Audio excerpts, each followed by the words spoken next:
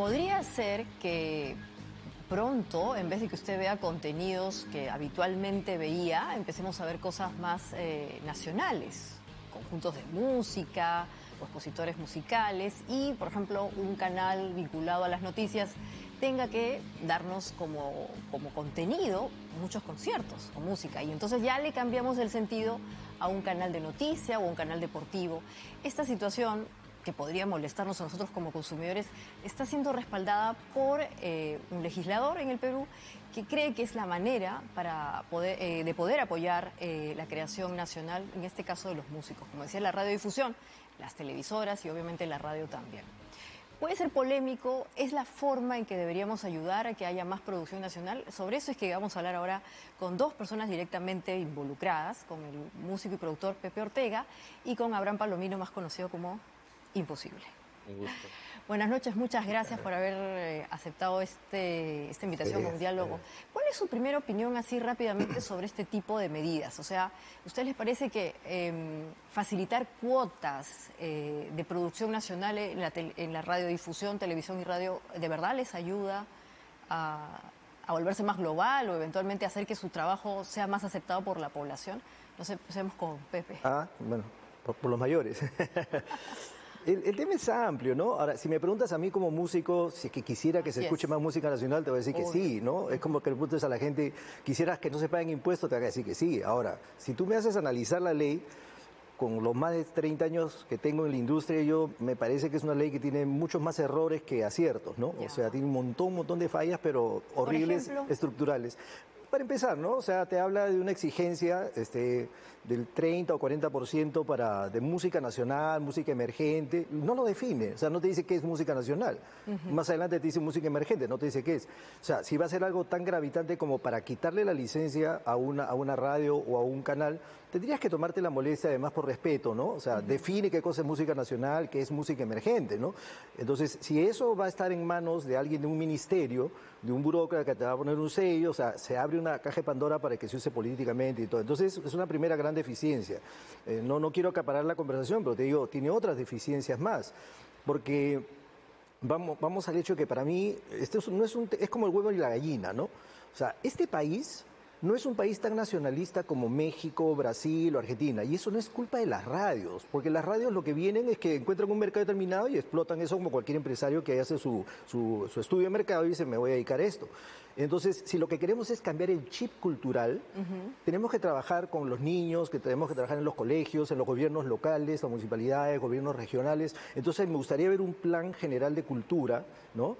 Y no agarrar y decir, es como tienes un elefante aquí y le voy a cortar un pedazo de la cola y solucione el problema.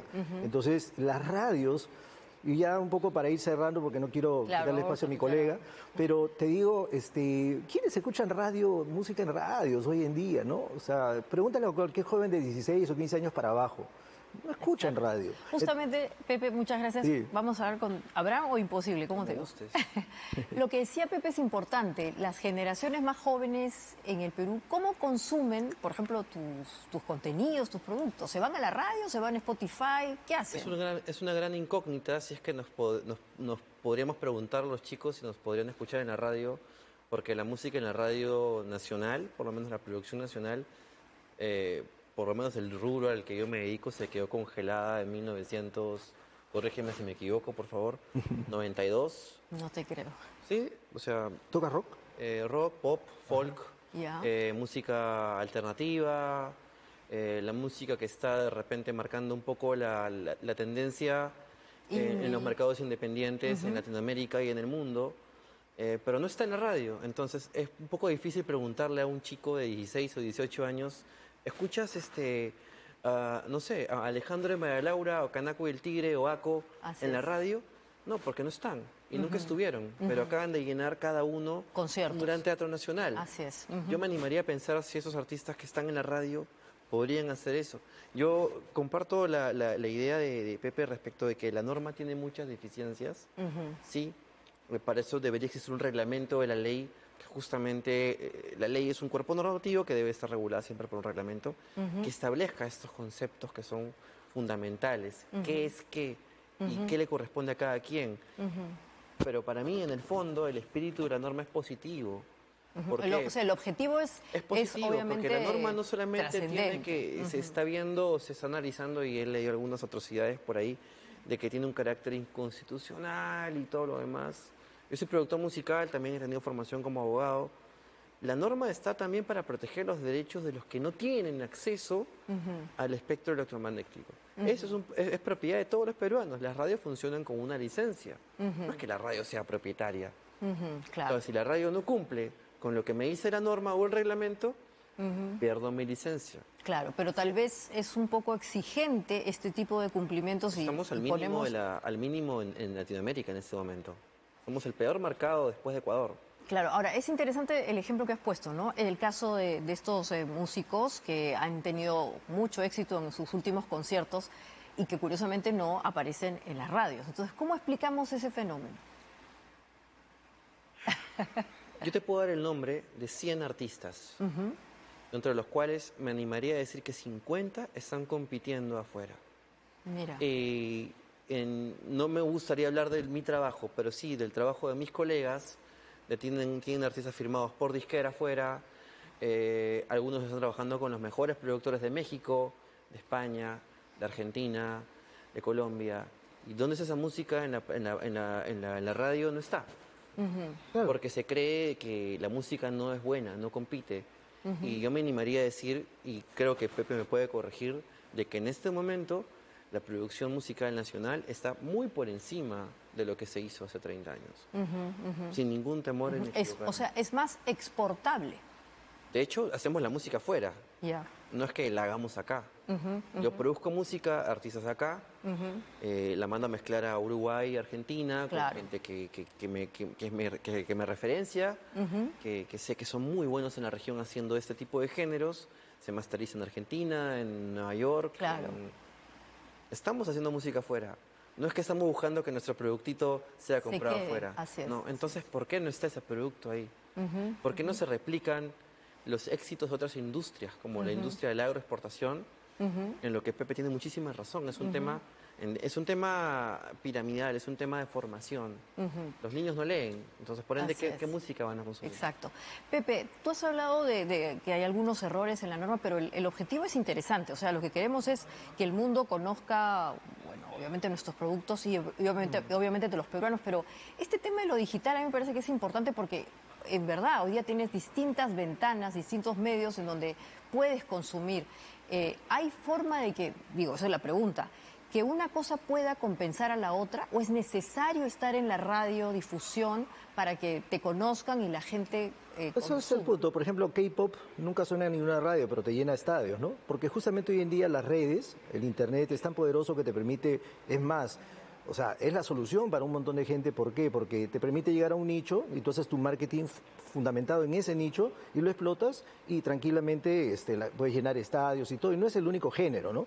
Entonces, la radio es un medio convencional, una señal abierta.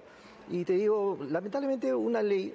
Yo he sido asesor en el Congreso más de una oportunidad, ¿no? O sea, he colaborado con varias comisiones de cultura desde la época de Luciana León, la ley de mecenazgo, después con Nelly Cuadros trabajé inclusive como asesor en la Comisión de Cultura. Entonces he leído bastante de este tipo de leyes. El punto es de que, por ejemplo, un reglamento normalmente lo hace el Ejecutivo, ¿no? Entonces un reglamento, si lo va a hacer el Ejecutivo, no me parece que debiera fallar o estar ausente en la norma, ¿no? Porque la norma te está exigiendo, ¿no? Entonces, o sea, la norma te dice, mira, tienes que poner 30% de música nacional, entonces define qué es.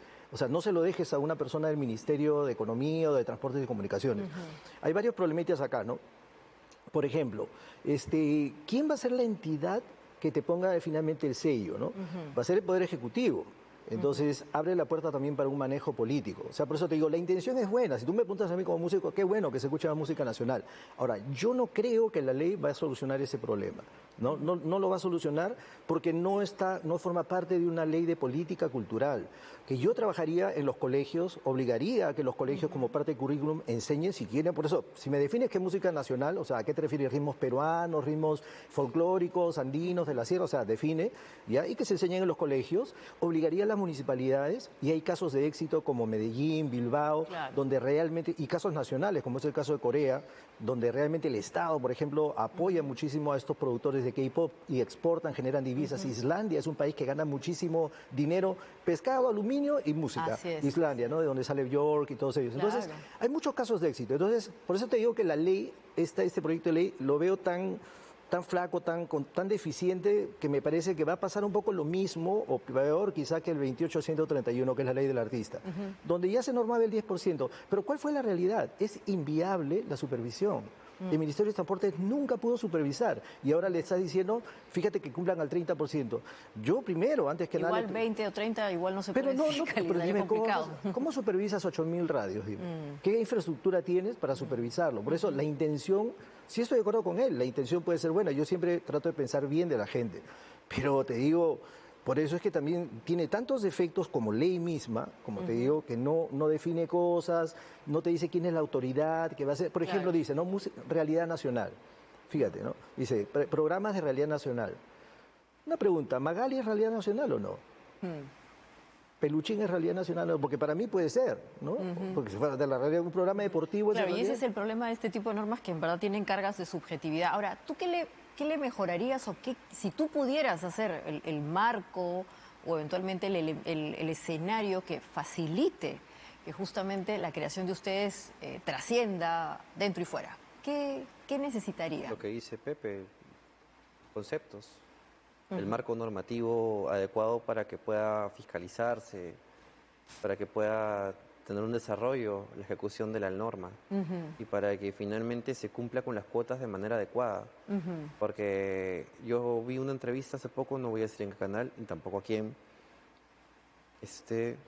pero que se hablaba de que sí, de que largamente en algunas radios de este conglomerado de radios se superaba tales cuotas.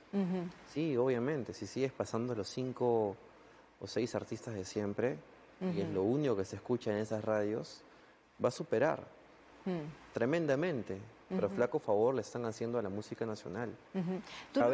Sí, por favor. Sí, Abraham, ¿tú no crees que en verdad han hablado de Colombia, de España? En estos países existen normas, como ustedes han dicho, más bien amplias, que vinculan a la música con lo que se conoce como industrias culturales. Claro. ¿no? Entonces ya es una industria.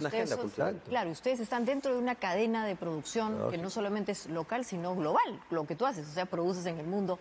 ¿No sería más interesante, por ejemplo, hablar de ese tipo de marcos legales como para poder asegurar que no solamente sean los músicos, sino el cine, en fin, el audiovisual? Tenemos que hablar de la reforma del Estado en sí, ¿no? Porque eso es un tema estructural del Estado. En nuestro país hay una crisis cultural que ya supera los 15 o 20 años. Yo por lo menos en el colegio tuve clases de instrumentos folclóricos, toqué con el conjunto de instrumentos folclóricos desde los 11 años hasta los 16.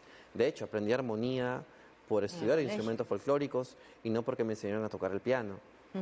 ¿No? Pero yo quería decir algo sobre lo anterior, y es que consecuencia de este pésimo manejo que ha tenido no solamente el Estado en la regulación y fiscalización de las radios, es que la difusión de la música nacional se centró a determinado grupo de artistas. Todos sabemos cuáles son, pero es mejor no mencionarlos. Los locales en los cuales esos artistas se podían presentar comenzaron a declinar, porque no hay sitios donde tocar. Un artista como, no sé, un artista balaísta de acá de los años 80, comparado con un artista del mismo nivel en Argentina, está tocando acá en una pizzería y el de Argentina está tocando en un estadio. ¿Por qué sucede eso? Porque sí hubo un desarrollo completo del ecosistema musical. Acá no existió eso. Acá para tocar en Lima hay 3 sitios para la música independiente, 3 adecuados. De ahí es ir a tocar a una pizzería, a un café, no somos música de fondo. Ese es el ¿Por qué gran problema. Esta situación? O sea, ¿por qué no hay más lugares? O sea, ¿hay sobrecostos? Porque no es rentable. No es rentable. Lo que pasa es que es una industria. Es como, por ejemplo, si te preguntaran por qué Perú no exporta cohetes, ¿no? ¿Por qué Perú no exporta carros deportivos, ¿no? O sea, es una industria, y tú mencionas, yo te invitaría a leer el tema de la economía naranja, por ejemplo. Así es, eso ¿no? Entonces, yo vengo persiguiendo a los políticos hace tiempo sobre el tema. Y si te das cuenta, los países que son un poco estados federales tienen un poco más de desarrollo en ese sentido, porque los presupuestos también se manejan un poco más localmente, ¿no? Pero mire el caso de Medellín, por ejemplo. Medellín era un sitio donde había lo que más era conocido era narcotráfico. Así es.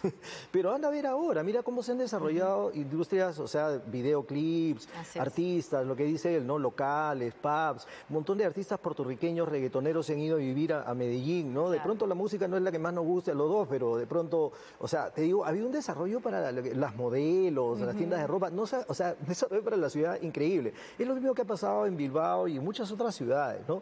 Donde es un plan global de cultura.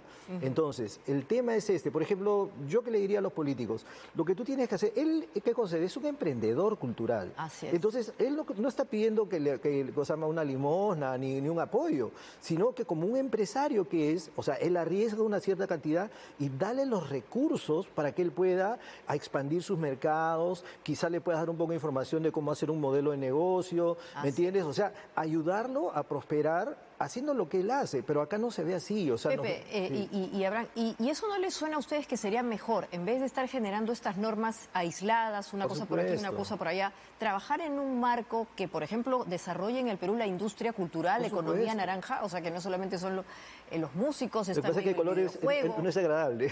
O bueno, llamémosle economía creativa, lo que fuese, porque también tiene distintas acepciones. ¿Eso no es más importante? Para mí sí, más te digo razonable? sinceramente, para mí sí, y esta ley nomás para cerrar lo que estaba diciendo es que me parece que es un poquito más peligrosa en el otro sentido, ¿no? Que se puede usar políticamente. Y ese es un poco, me imagino, el temor. Yo no represento a las radios, a los canales, pero te digo, me imagino en el caso de ellos que te van a invocar la Constitución, artículos 58, 59, ¿no? La libertad de empresa, la economía social de mercado, te van a decir que es discriminatoria, porque pareciera que la radio, claro, por ejemplo, radio, qué sé yo, Nueva QU creo que se llama, ellos te ponen 70% de música peruana, pero Planeta no.